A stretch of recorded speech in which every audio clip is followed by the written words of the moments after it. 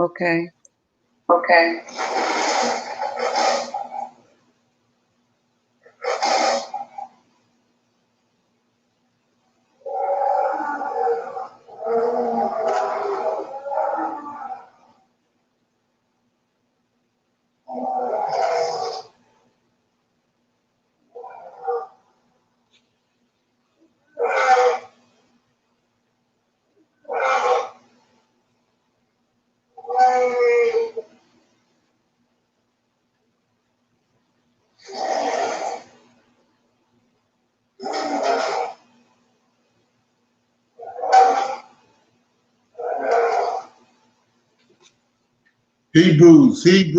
Hebrews. This is Prophets of the Awakening channel. This is the 23rd of May, 2021, and we're a non-Messianic channel.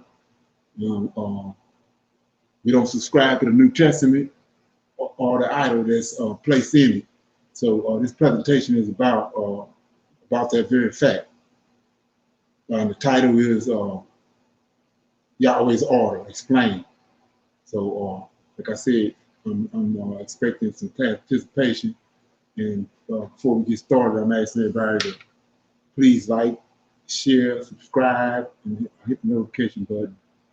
Before we get started, I'm going to do a little acknowledge Yahweh as Lord of hosts with a little moment of silence and the prayer. Then we're going to go right into the topic. So, that being said,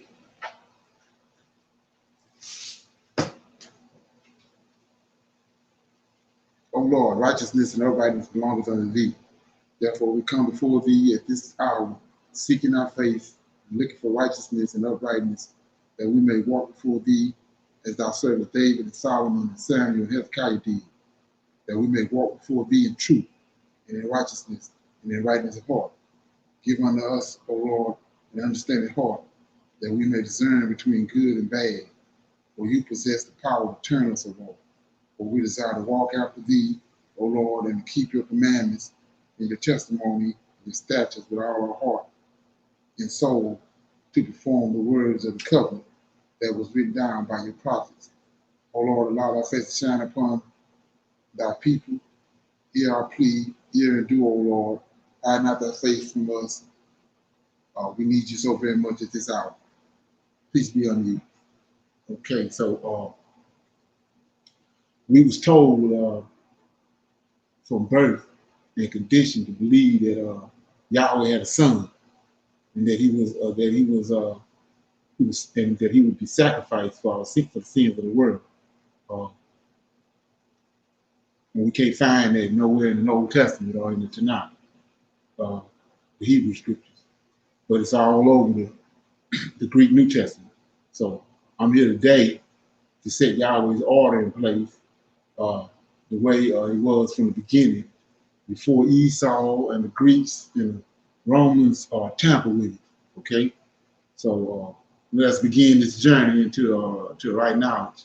So what we're going to do is start out with the fact that from Adam to Jared, that's 6 million.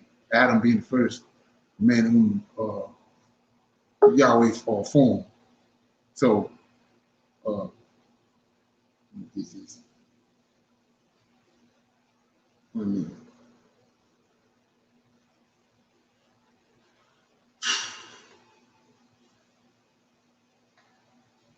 okay. So Adam, he formed. Adam was the first one he formed. Then 6 million later from Adam, Jared came. So up until that point, wasn't no these men was interacting with the Yahweh's creation.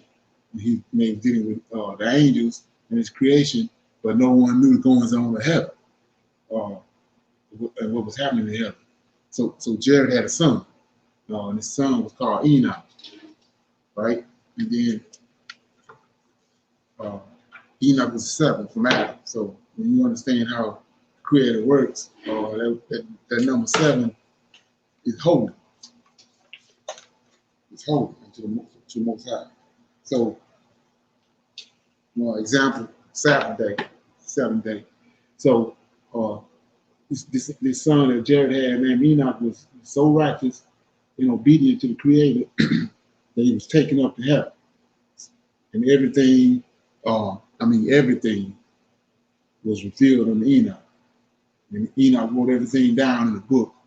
Okay, in this book, it's the book of Enoch, and he was informed to write it all down so that his descendants would have the knowledge also. And by me having the knowledge also means they would know.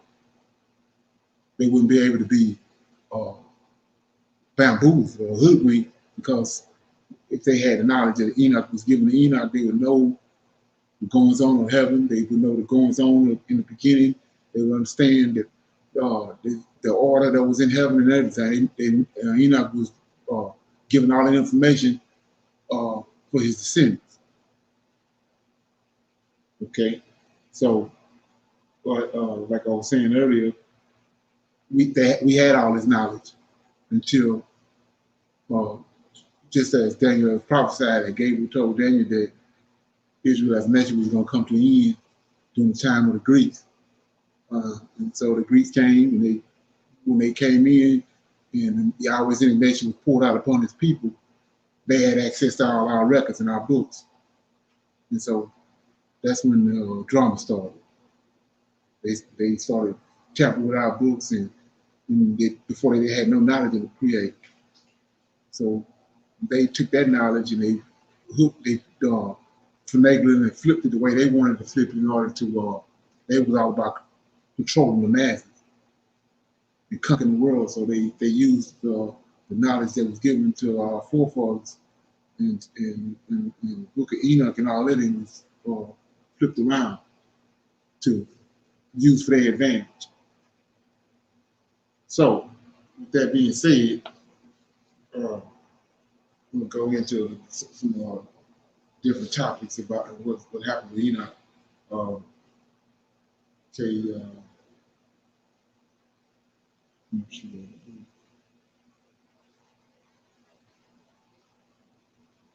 Okay, so Enoch said,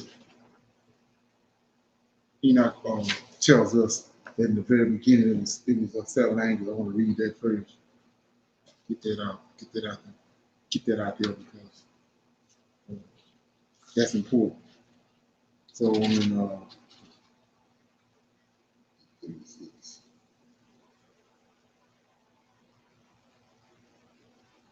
okay, I'm in the book of Enoch, chapter 18, the book of Enoch. I'm gonna read that right quick. So it says, Enoch is telling us what he saw. He says, I saw there 7 stars like great burning mountains, and like the spirits that petitioned me. When I inquired regarding them, the angel said, this place is the end of heaven and earth. This has become a prison for the stars and the hosts of heaven. The stars will roll over the fire, or those who transgress and commit the commandments of the Lord in the beginning of their rising, because they did not come forth at their appointed times. He was angry with them and bound them to the time when their guilt shall be consummated in the year of mystery. So I'm gonna pick this up right here. So it says, these are the names of the holy angels who watch. These are 7 angels that Enoch saw. Uriel, and he tell you what they do, who watches over thunder and cherub. Raphael, who watches over spirits of men. Raguel, who watches over vengeance on the earth and the luminaries. And Michael, he who is set over the best part of mankind and the people. And Seraphel, who is set over the spirits of sin. And Gabriel, who is over power and over serpents. And the cherubim. And Remiel, whom God set over those who rise. So notice right here, serpents out in here. So we got Gabriel over these serpents. I just want to inject that in there because we know all over history they got serpents. The Chinese dealing with serpents, the Aztecs, all and people seem to, there's a certain show up in the garden, but nobody seems to understand it. So with that being said, I like I said, while everybody else is asleep, that's what I was doing right here. Okay, let me do this right quick.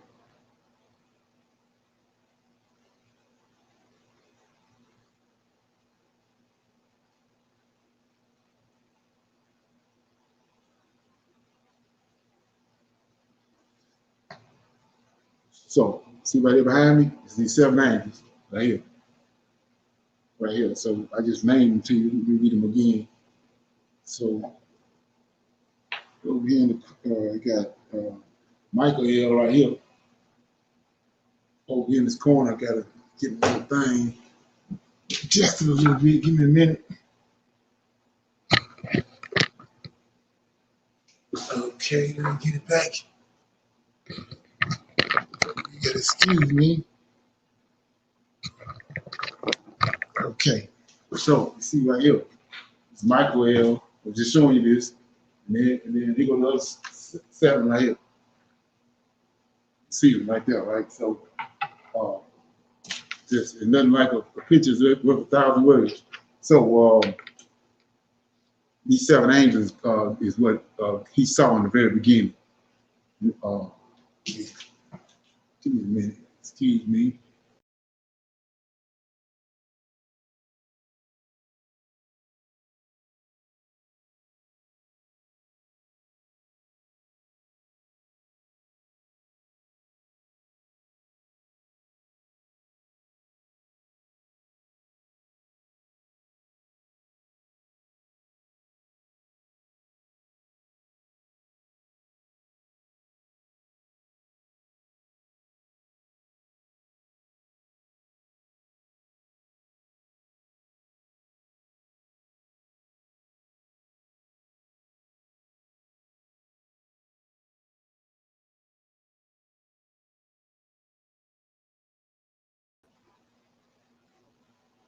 Okay.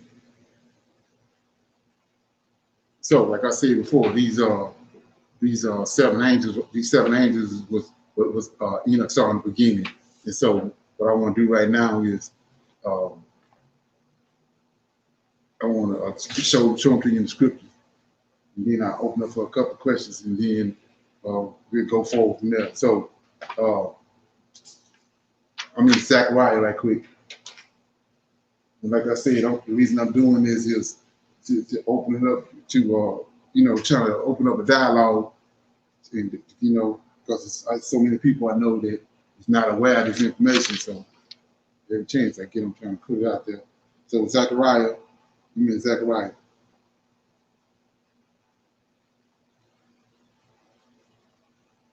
I mean, like I said, it's not as if they not uh, they not in the scriptures. It's not like I'm digging up something that ain't there. So I'm in Zechariah chapter 4, and I'm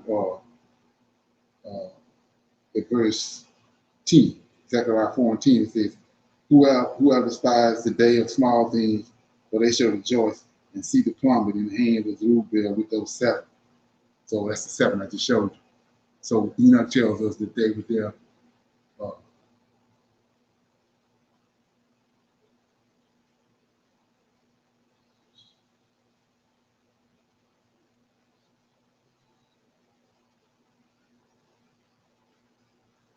So Enoch tells us that they were there from the beginning, right?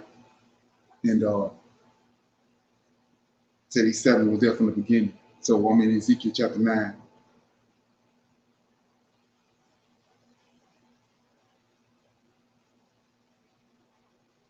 Okay.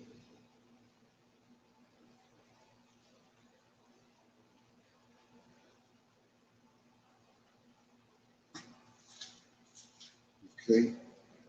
Chapter 9 says, he cried also in mine ear with a loud voice, saying, cause them that have charge over the city to draw near, every man with his strong weapon in his hand.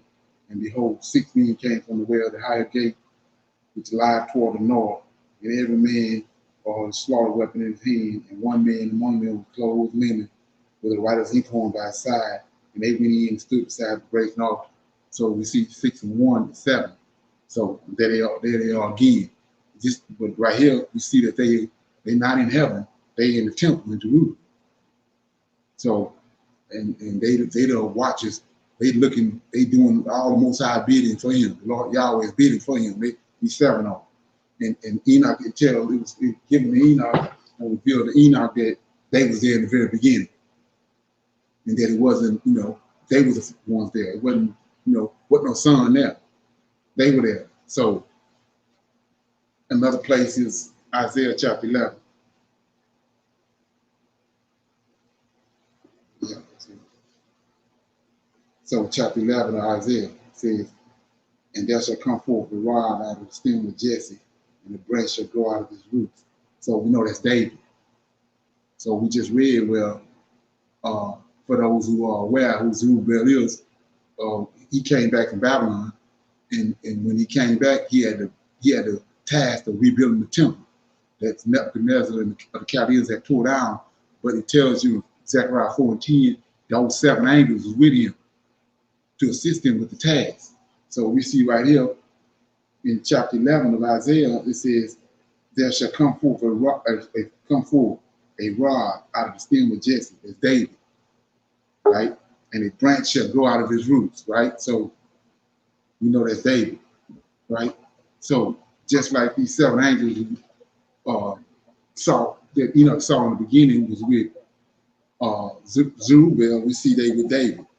And here they go right here, verse 2, 11 and 2. And the Spirit, the angel of the Lord, rests upon him, the Spirit of wisdom, that's 2, the understanding, 3, the Spirit of counsel, 4, might, 5, the Spirit of knowledge, 6, and the fear of the Lord, 7. So we see they all over the script, all over the Old Testament. So then one more place, Exodus chapter 4. So I'm in Exodus chapter 24, my bad. Exodus chapter 24. This is Moses when he was told by the creator to bring 70 elders up on Mount Sinai with him, so they can witness that Moses wasn't going off somewhere and come back and acting as if he's talking to somebody. So he brought them up with him, and we're gonna pick it up in chapter 24 and 9. Then went up Moses and Aaron and Nadab and Abihu and the 70 of the elders of Israel, and they saw the God of Israel, and there was under his feet, as it were, a paved work of a sapphire stone. Let me show you that in a minute. And as it were, the body of heaven in its clearness. So what he saw was what Enoch saw. They saw Yahweh and the 7 angels up there on Mount Sinai. So, like I said, when this is rightly divided and broken down, ain't no sun nowhere around. Ain't no sun. It's these 7 angels and him. And Enoch tells you that was revealed to him way back before the flood, when he was charged to write the book down, write a book and bring it down. So we saw that. Okay, so at this juncture right here, I'm gonna open it up. Anybody got any comments or questions, right? Or they want to bring in something or whatever before I can move forward. Okay. Of the Isaiah 11. Say it again. Isaiah 11. Okay. So, like in the second verse, it says, "And the Spirit of the Lord shall rest upon him, the Spirit of wisdom, right. Understand, Spirit." Okay, so which of the I'm counting the word Spirit in there is truth. Right. Is that which one is it? Knowledge, so might, understanding, Right. wisdom, perhaps. Let me get it. chapter 11 says, and there shall come forth a rod out of the stem of Jesse, a branch shall grow out of his root, and the spirit of the Lord. That's Mike. That's the angel of the Lord. Okay. That's the first. That's the first. Right. Then the rest of them is, it's 6, 7. Right. So Okay.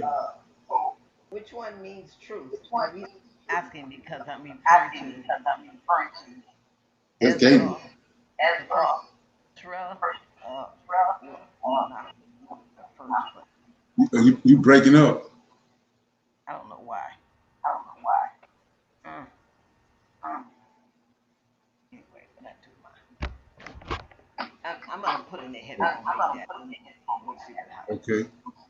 Just give me a second here.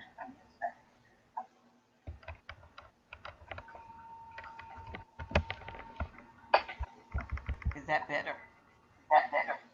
Yeah. Okay, so Ezra. Okay, so this is the reason why I'm asking because I want to know, is it relevant? Uh, First book of Ezra, and then like I think it starts about the third.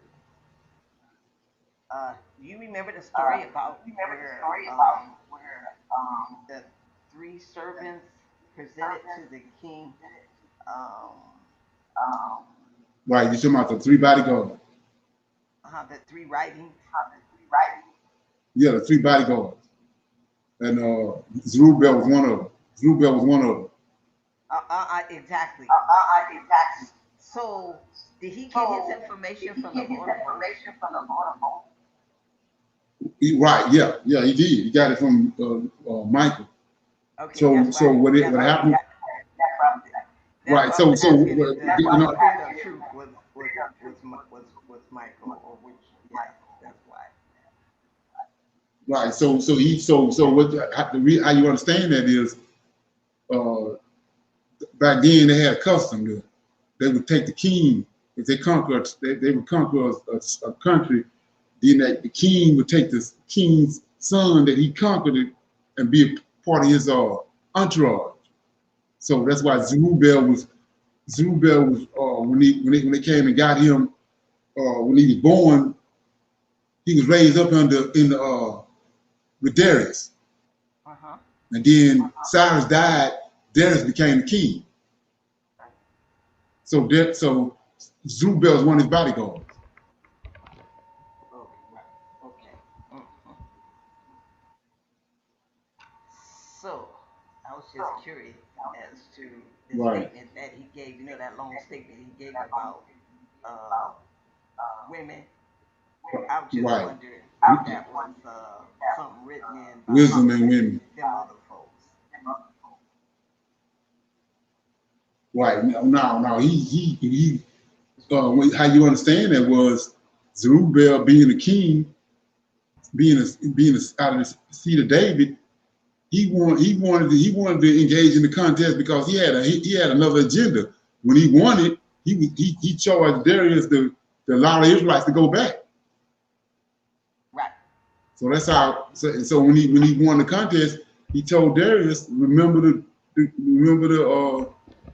the promise that you made to me when your father came into and conquered the Chaldeans. So he charged him. So he couldn't do that until he was put in a position.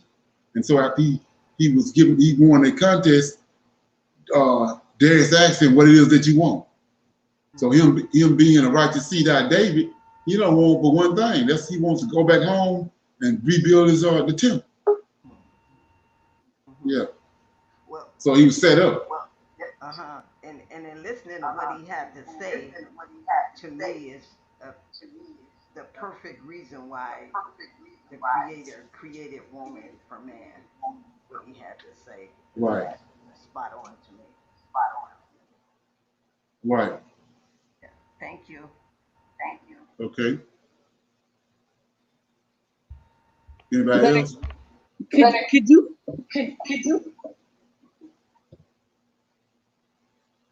What's that?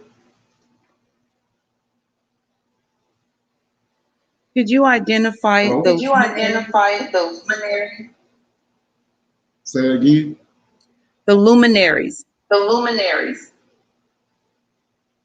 What is it? It says that It says that Raguel, who takes oh, vengeance the on the earth, luminaries on the earth and the luminaries. and the luminaries. Right. That's the heavens. That's the stars and the moon and all that is the luminaries. It's the things that we see up in the sky at night and the sun and the moon and all that. Okay. He's in charge of that. Okay. I have an echo, Okay. so I have I'm an going to echo, limit so my I'm questions going right to there. limit my Thank you. questions right there. Thank you. Okay. Anybody else? So the bounce off of that right there, when it says about the luminaries, let me get my book so I can find it. Okay. So with that being said, let me see where I'm at. Yeah, let me get it.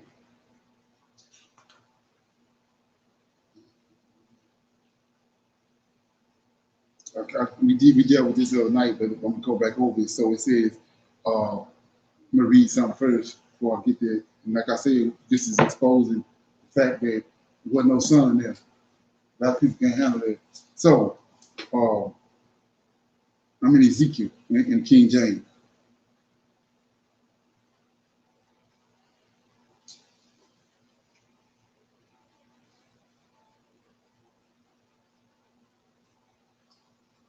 I'm in Ezekiel chapter 1, and what's going on is, and like I said, nobody, you can't. There's no way you can rightly divide this stuff if you don't have the knowledge from the book of Enoch.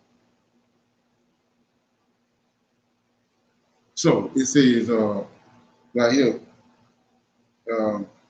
chapter 1 and verse 5 says, also out of the midst thereof came the likeness of 4 living creatures, and this was their appearance.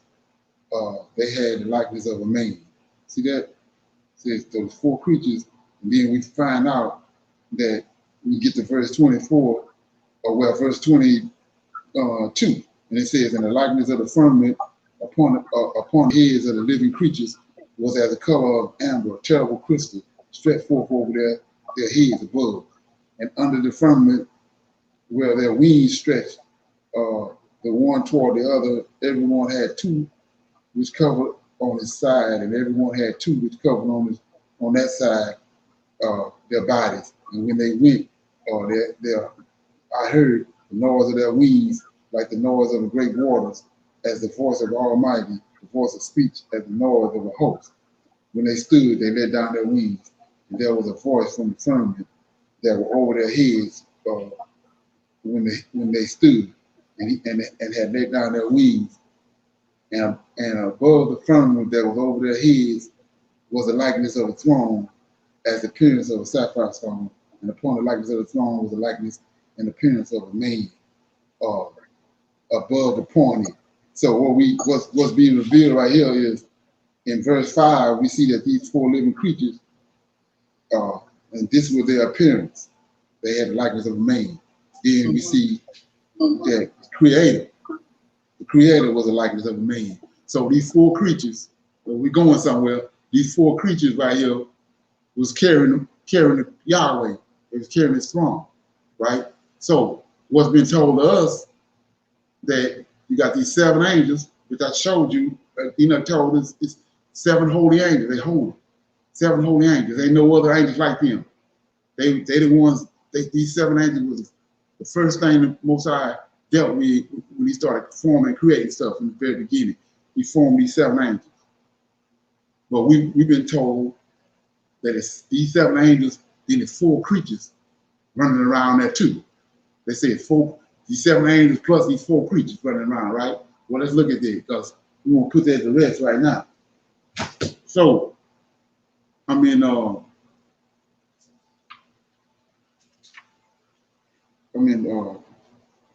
Enoch, chapter 40. It says, and after that I saw thousands of thousands and tens of thousands of 10,000. And I saw a multitude beyond number who stood before the Lord of spirits.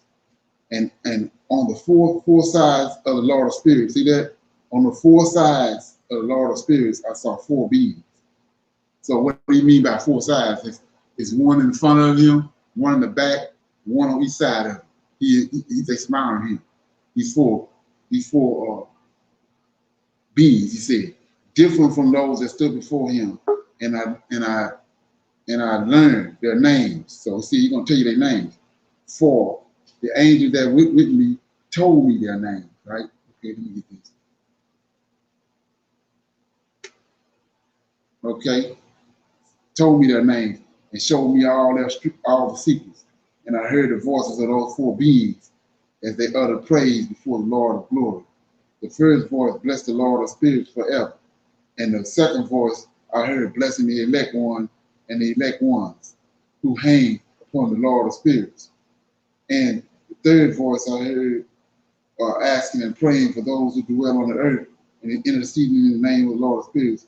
And I heard the fourth voice, fending off the adversaries and forbidding them to come before the Lord of spirits to accuse them who dwell on the earth.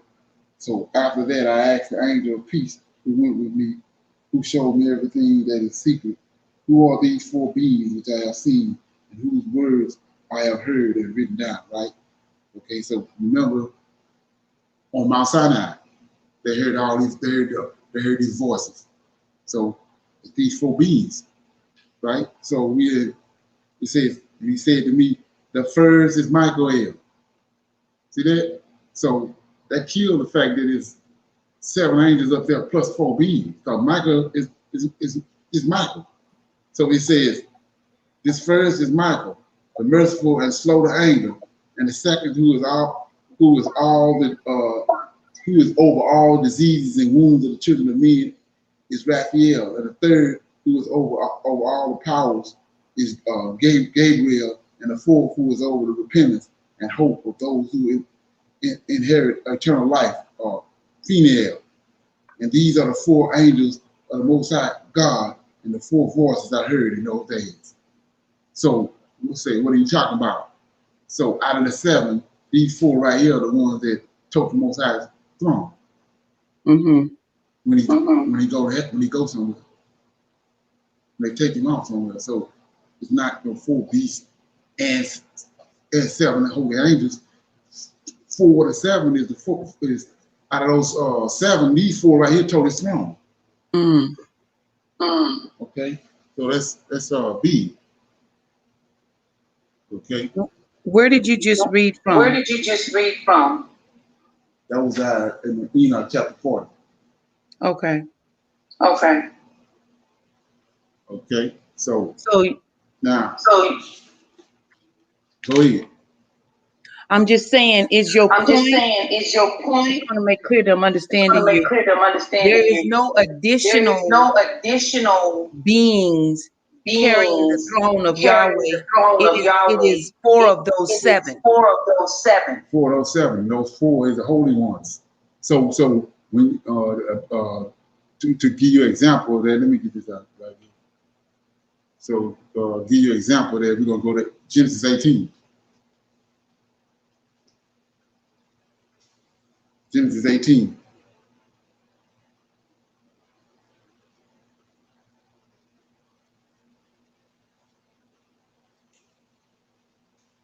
Okay. I'm sorry about this echo. I'm I don't sorry know what's about this causing echo. it. I don't know what's causing. Right. So Genesis 18 says, and the Lord appeared unto him in the plains of Mamre, and he sat in the tent door on the heat of the day.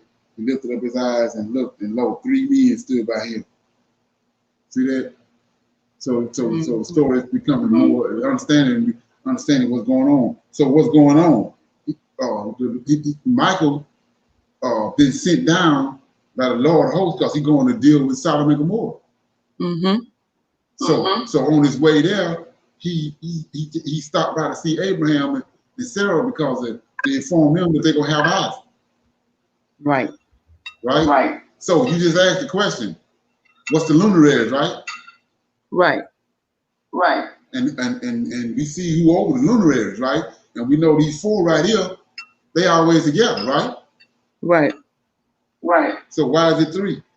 So we're gonna see why. So he on his way to intervene over in Sodom and Gomorrah, right? So we go to chapter 19, verse 24.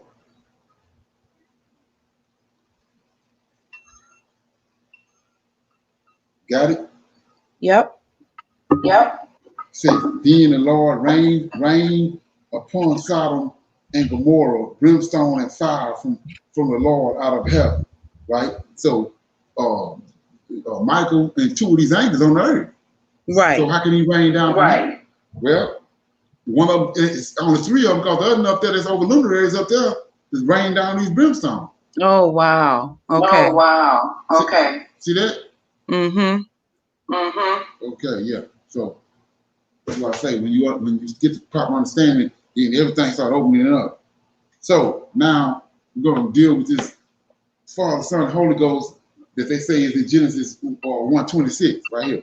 We're in Genesis 1:26. I mean Genesis 1:26.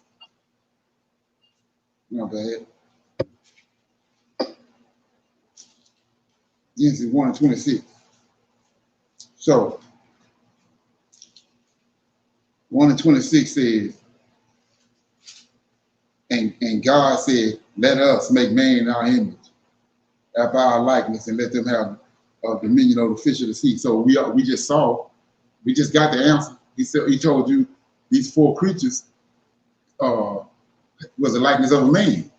They looked like a man. And then we saw Yahweh look like a man. Right. So he said right here, and Yahweh said, let us make man in our image. So there ain't no Father, Son, and Holy Ghost. He talking to, it's him and these angels he talking to. So let's look at another place. Chapter 11 of Genesis. Chapter 11 and then verse 7. Chapter 11 and 7 says, go to, let us go down there and confound their languages that they may not understand one another's speech, right? So we just got an example of that. Didn't the Lord and two angels have to go down to deal with Sodom and Gomorrah? Yes. Yes. So ain't no Father and Son, these angels coming down. That's it. That's your example. That's your plumb line right there. So now let's look at this. I'm in the book of Enoch, and it says, hold up a minute. Okay, so it says in the let me get it right quick. Leonard, did you mean that the Lord of Did you mean hosts that the Lord of looks like a hosts man? looks Because like a man? Yahweh doesn't look like a man, Yahweh right? doesn't look like a man, right? Yeah, he's in Genesis, Ezekiel 1:27. He has a silhouette of a man, but he's pure fire. What? Okay, so he Okay, so he it's no flesh on Yahweh. no flesh on Yahweh. Right. Okay. So Okay. I'm over here in just an example of that right here. It says Enoch says he had first-hand witness to this. So this changed the whole game right here. He says the angels took me to a place in which those who were there were like flaming fire, and when they wished, they appeared as me. See that? Right. The angels took me to a place in which those who were there were like flaming fire. That's their original appearance. That's what he done on the bush with Moses. Mm-hmm. And when they wished, when they pleased, they appeared as me. Right. So now you see what's going on. So Yahweh is a consuming fire. When he created them, they was fire, but they had the ability to transform themselves. Yeah. Like me. They look like me. And so that's who's going down. So let's look at this. It's not no Father, Son, and Holy Ghost that's coming down. It's these angels. That Father, Son, and Holy Ghost was added at the Council of Nicaea. So let me find this. So I'm in chapter 9 of Enoch. It's Okay. another witness. So we know, we just found out who those four are. They out of the seven, these four are the ones told Most High throne. So it's all of these angels that came down, these elves, these 200 angels that came down and crossed the line with humans, and now they got giants and they wreaking havoc on the whole earth. So it says then, I'm in chapter 9, Enoch. Then Michael, then Michael, Gabriel, Raphael, and Uriel. They go to four right there. Looked down from heaven and saw all the bloodshed upon the earth by extreme lawlessness. So they tell you who that was in Genesis 1:26, who that is in who it is. It was in chapter 11 when they came to the Tower of Babel, and it also showed you who that was on Mount Sinai.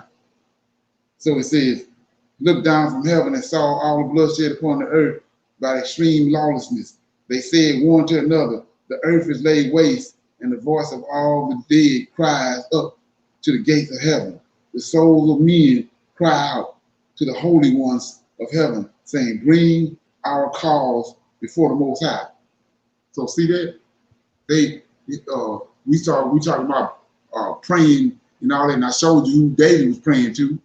So these people praying to them, and they asking them to go take their cause to Yahweh. See that? The souls of men cry out to the holy ones of heaven, saying, bring our cause before the Most High. See that? Right. So you think that's something simple, but it's big. So when Rebecca said, inquire of the Lord, it said Rebecca went and inquired of the Lord, she went to Abraham. Her Lord. Abraham went, her Lord. Right. Then Abraham went to his Lord. Then it was taken before Lord of hosts. Yahweh. That's how you have to understand. You have to understand. So Pharaoh had a dream. He told Joseph. And Joseph did what? Went and prayed to the Lord of hosts. Then Lord of hosts got the answer and gave it back to him. Then he went and told Pharaoh what his dream was about. That's the order. Ain't no son involved in that.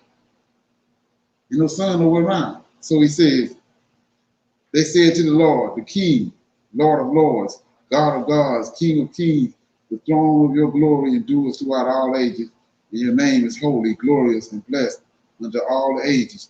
You have made all things and have power over all things, and you see all things. Nothing is hidden from you. You see that what Asia has done, teaching unrighteousness on the earth and revealing the eternal secrets concealed in heaven. So you see right here what's going on. These same four angels that carry this throne, the souls of the people, the righteous people that died on the earth because of what these angels have done, is crying out to them.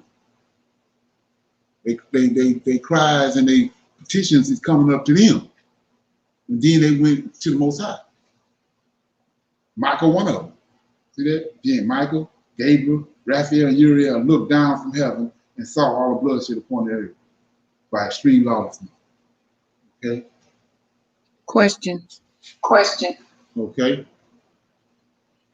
So Leonard, could you help me understand what was going on when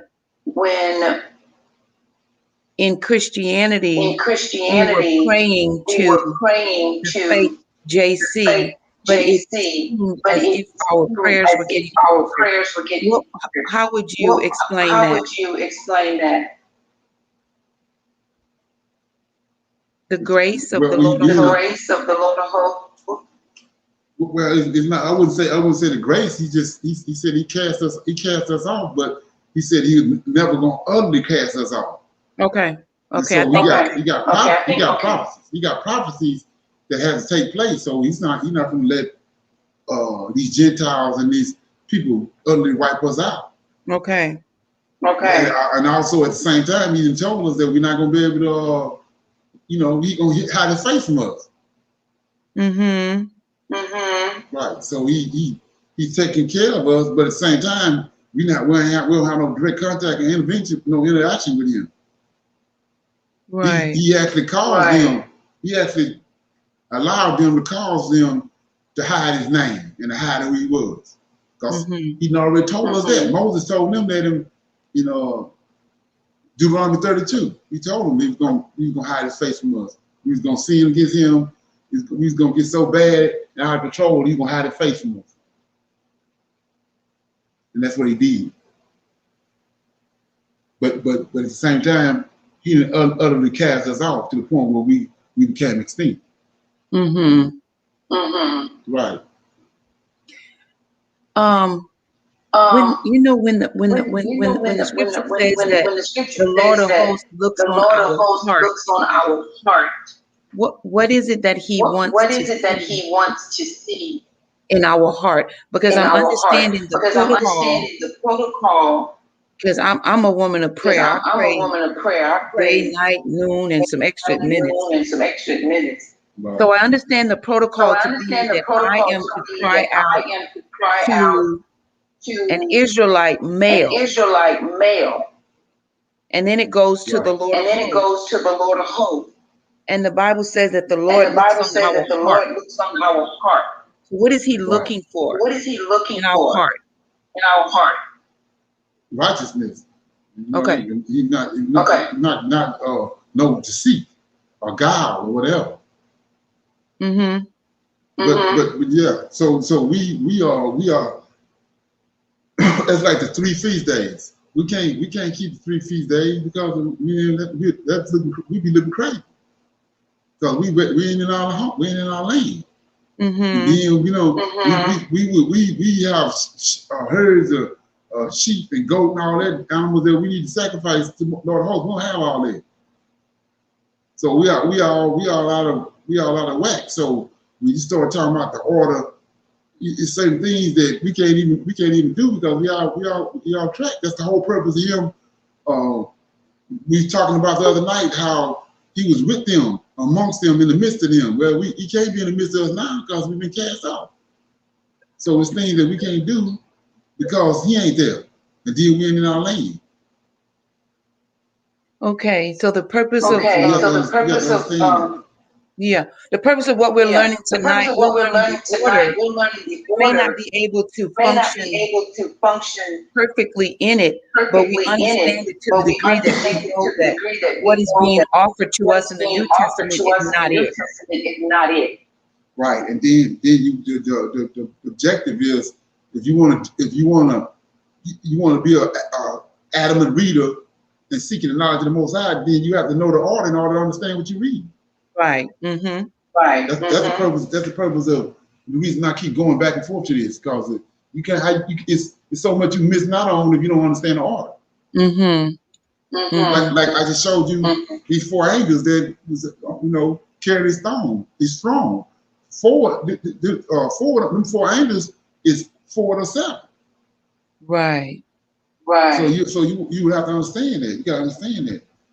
And so this other thing I was talking about was I see so many Israelites replacing the word Lord. They say Lord is Baal, and so they don't want to say Lord. So they replace Lord with Elohim. Well, you can't Yahweh ain't no Elohim. Angels is Elohims. One angel like Michael El is an El. Gabriel El. They Els. And then all 7 of them is Elohim. The Elohim. So when you replace Lord with Elohim, you're talking about angels. Y'all ain't no Elohim. So this is my point right here. I'm in the book of Enoch, and he said the descent of the 200 angels, right? So it said these Elohim. Els there's a bunch of Els ascended down to the earth. 200 Els, 200 Elohim came down. So you say, what are you talking about? So it said, these are the names of their leaders, right? Remiel, Abigail, Timikel, Remiel, Daniel, Equazel, El, all of them got L's on their name. So that's the Elohims. So you can't replace the word Lord with Elohim. as a misnomer. And then that's somebody with a lack of understanding that's doing that. So he keep on telling you, right here, let's look at this right quick. Because in Exodus 23 and 20, we find out that it's an angel that we dealing with. Creator, let that be known. So I'm gonna read it right quick. 23, Exodus 23. They have on Mount Sinai, and he says to Moses, behold, this 23 and 20, behold, I sent an angel before thee to keep thee into the way and to bring thee into the place which I have prepared. Now here we go, 21. Beware of him, obey his voice. He ain't there. So he's telling us right here, the reader, that he's an angel over Israel. And from this point on, Yahweh went back up. Mm-hmm. He came down. That's the reason why the mountain is the smoking and fire popping and all that, because Yahweh came down on the mountain. Mm-hmm. And then he told them, it's an angel, I'm over you. So, and then he tells them in 21, beware of him, obey his voice, provoke him not, for he will not pardon your transgression, for my name is in him. Right. So they talking to an angel, this angel overseeing, but this angel riding on one thing, Yahweh name in him. Yes. Yes. So that's what you got to understand about that what's being revealed right there.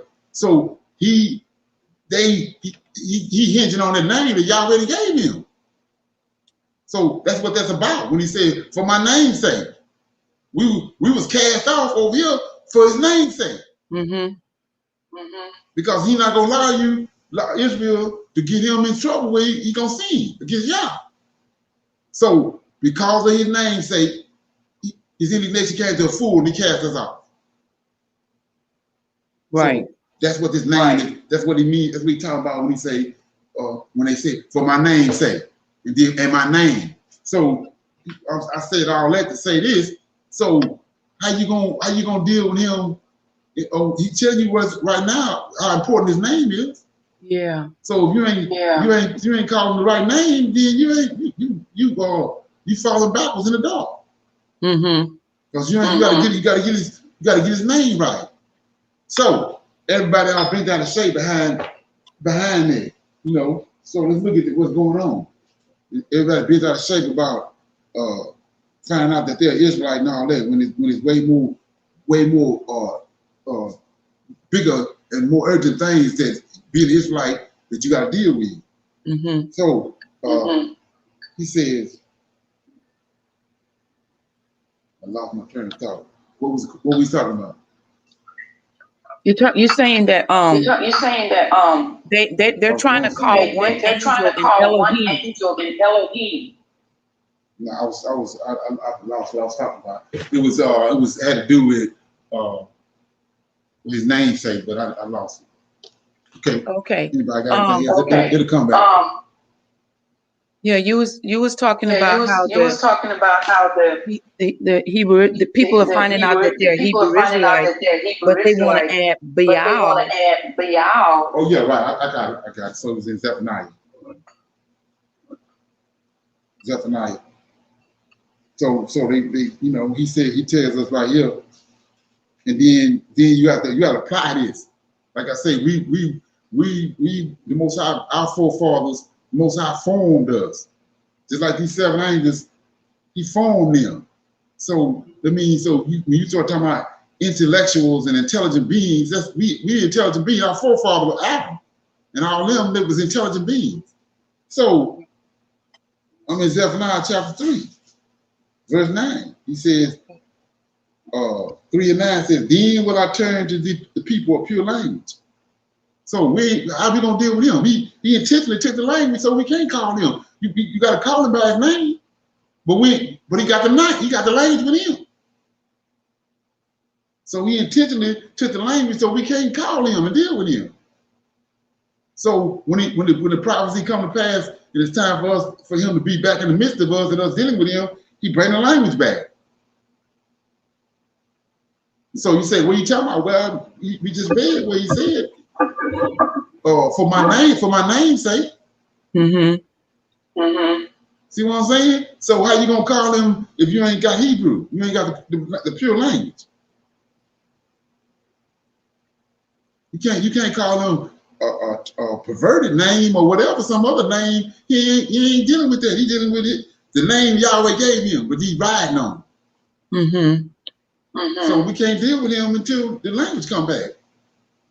So that's the importance of this conversation, is that you got to understand he ain't had no son.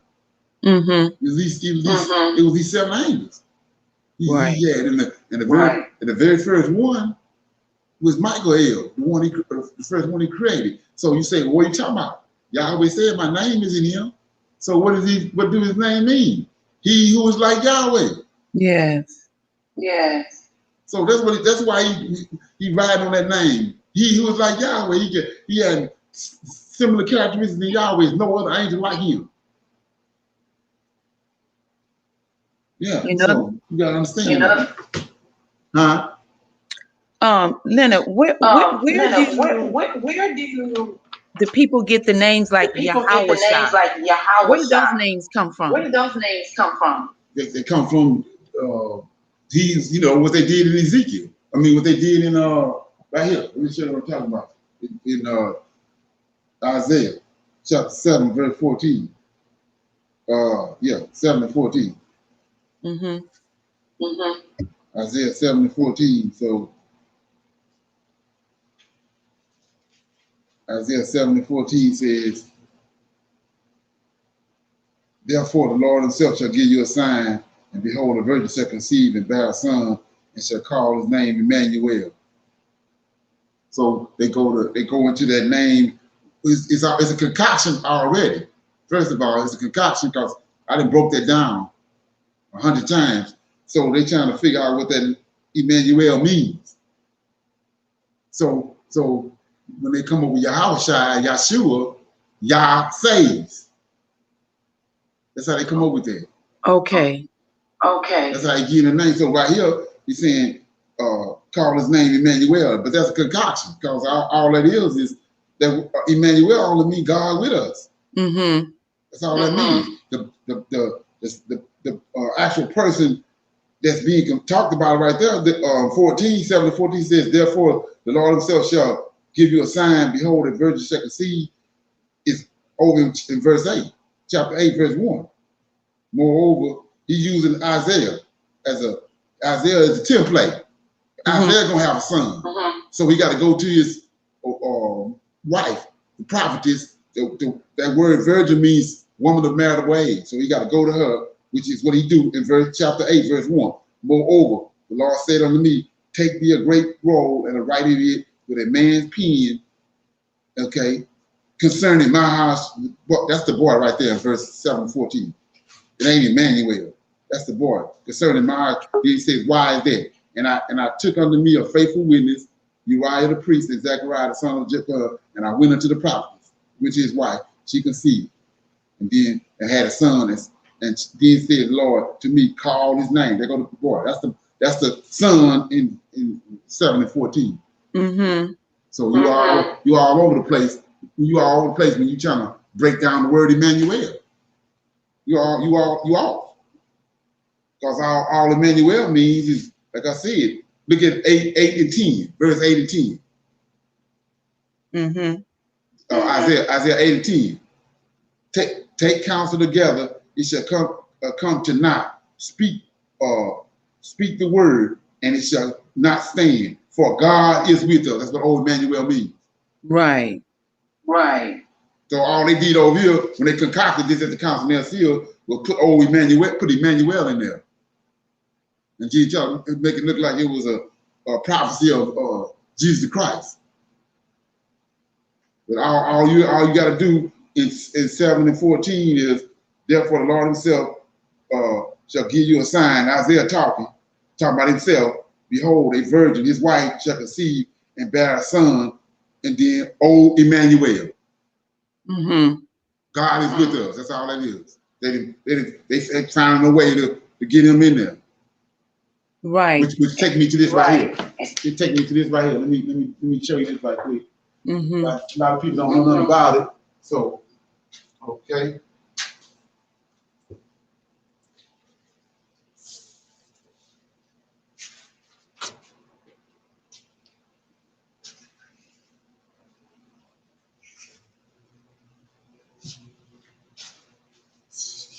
Okay, let me get this right quick.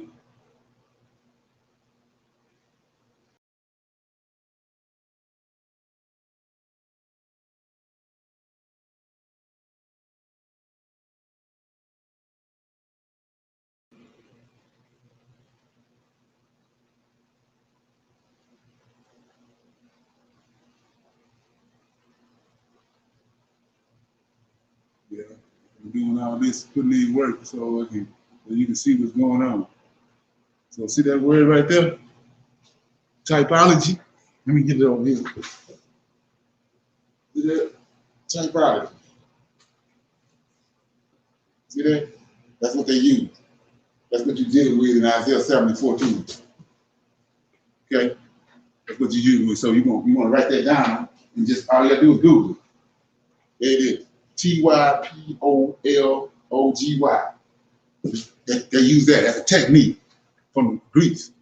So you just and they use that to put him in there. That's one of the places they put him in there.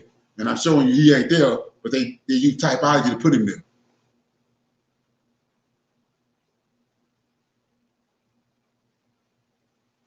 Okay. And then another place. Let me give you another place. Like I say, a lot of people that's been here for a while know about this stuff, but it's people that's listening in, you know. So you go to Matthew right quick.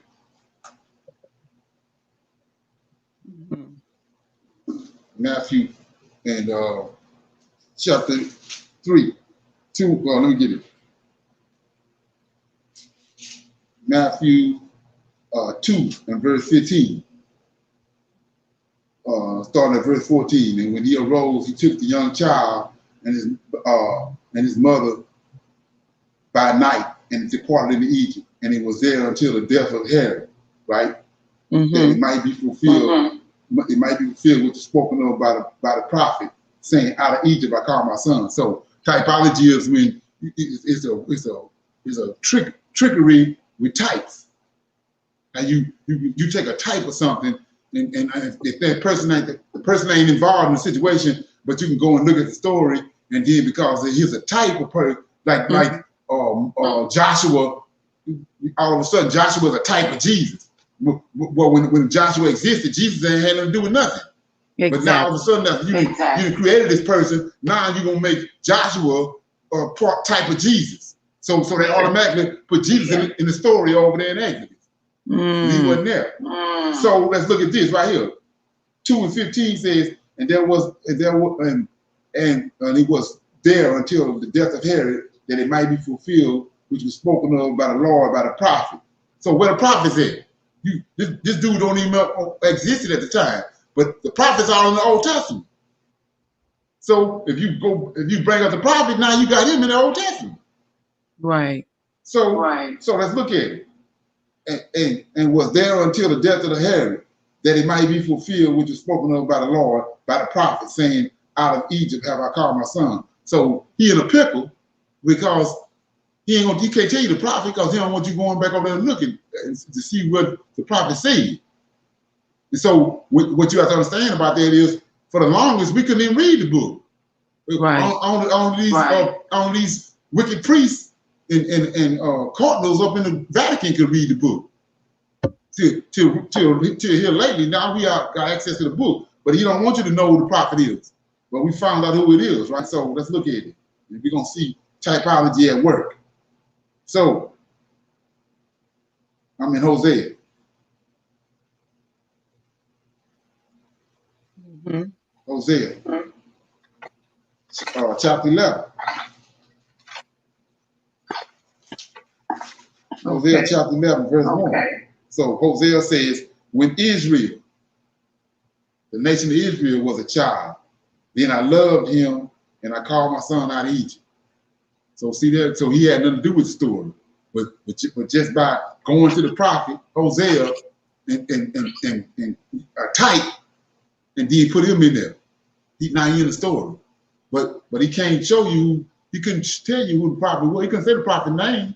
Because when you go see what the prophet said, he ain't talking about him. Mm-hmm. He ain't the son. The son. Israel is the son. Nation of Israel is the son. So that's, I mean, and like I said, when you start talking about the creator don't make mistakes like that. See what I'm saying? He don't make no mistakes like that. So somebody trying to hoodwink you. Right. Okay. Right. So yeah. So like I was saying before, the reason why I did this right here was to show you who was there in the beginning, and the reason why that you got non-Messianics, because you know we're going to deal with our real Savior. So I showed you these 7 angels, and I'm going to close out with this. I showed you these 7 angels, and I showed you the first one that he had made was Michael, and his name means he was like Yahweh. So that would sound foreign, and that would sound you know, to a Christian or somebody that don't know anything about this, that sounds crazy to them. But I'm gonna show you the scriptures where the scriptures are telling you that. But you can't see it because you've been, like I said, you've been indoctrinated from the time you was born to believe the story. So, I mean, Isaiah 43.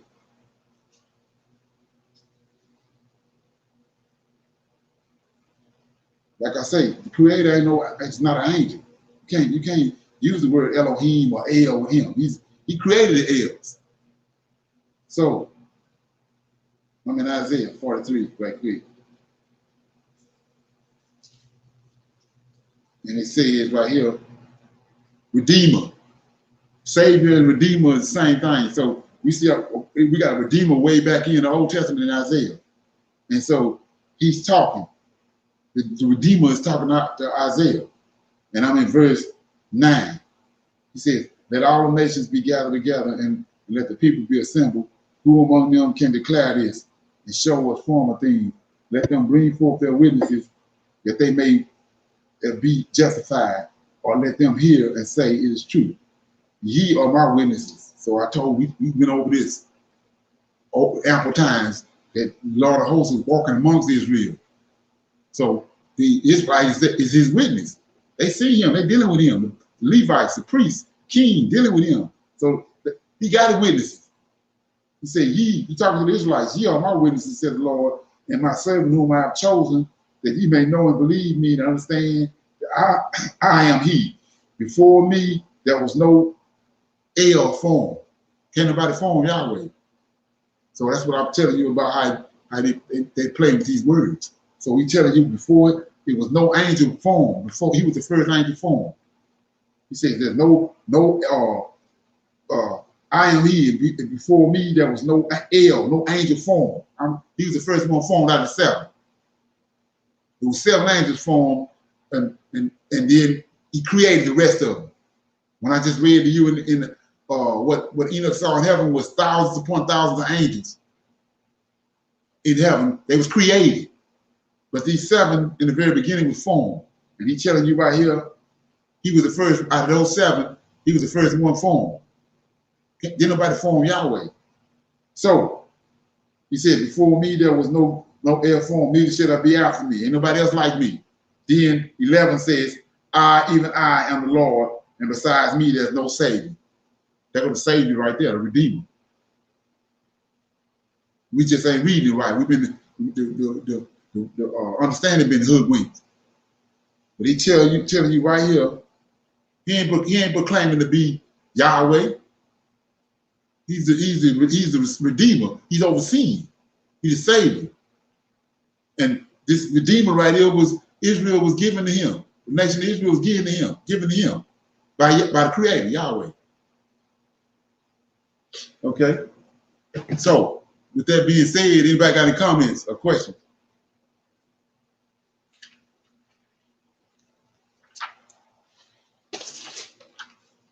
Anybody got any comments or questions? Everybody good? Okay. Yes. Okay. All right. So with that being said, like I said, I'm just trying to get a feel for how I want to do this. I want to have pick up more topics and have more classes like this on different topics. So I did this to get a feel for how to approach it. And at the same time, you know, I wanted people to get a gist of why you have non-Messianics. You got a lot of people that's non-Messianics that understand. They know what the origins of JC and how he came about, but they don't understand what I'm telling you right here. Because if he ain't the Redeemer, if JC ain't the Redeemer, you understand that he was concocted and he ain't the Redeemer, then who is the Redeemer? So what people want to do is go and say Yahweh the Redeemer. But Yahweh is the Redeemer. Let me read this, then I'm going to close out. And like I say, it's right here in our face, but we read over it. I'm in Isaiah 44, verse 6. Thus said the Lord, the King of Israel, and his Redeemer, the Lord of hosts. I am the first and I am the last, and besides me there's no God. So we see right here is the Redeemer is separate from the Creator. You got the Creator I just read in 43 and 10. He told you he created him first. He's the first one that he formed. He formed him. That's his right hand man. So he the Redeemer. So he the one doing the most high bidding for him. You know, we see all through the scriptures the Lord of hosts. We see Lord of hosts all through the scriptures. And that's what a lot of the Israel problem is, definitions and understanding. So Amalek that was in Gerar, he had a Lord of hosts. He was a king, but he had a Lord of hosts. Nimrod had a Lord of hosts. Terror. Nimrod and Terror, two different beings. Nimrod the king, Terror the Lord of hosts. Nebuchadnezzar was a king, and Nebuzaradan, his strong man, was the Lord of hosts. He was over Nebuchadnezzar's kingdom. So where they getting it from? They're getting it from Yahweh. There's a kingdom in the hell above us. And Yahweh got a strong man. Yahweh got a strong one, an El, that's over his kingdom. It ain't nothing I concocted or brought up, pulled up out of the blue. It's a Lord of hosts. It's not Yahweh. You gotta let that register, because the scriptures ain't gonna unfold, and you're not gonna get to where you need to be at if you don't understand that. You definitely ain't getting nowhere calling on an idol. So, with that being said, let me open it up again for any comments or questions before we go. Well, I think that answered the question that kind of had in the comments the other day, because he was saying something about who said the Lord of hosts or something like that. Right. All the thing it is was he was saying that he don't subscribe to the New Testament, but at the same time he don't understand the goings on, or what's the actual factuals that go along with understanding being a non-Messianic. There's a lot more to it. It's like the same I said with waking up.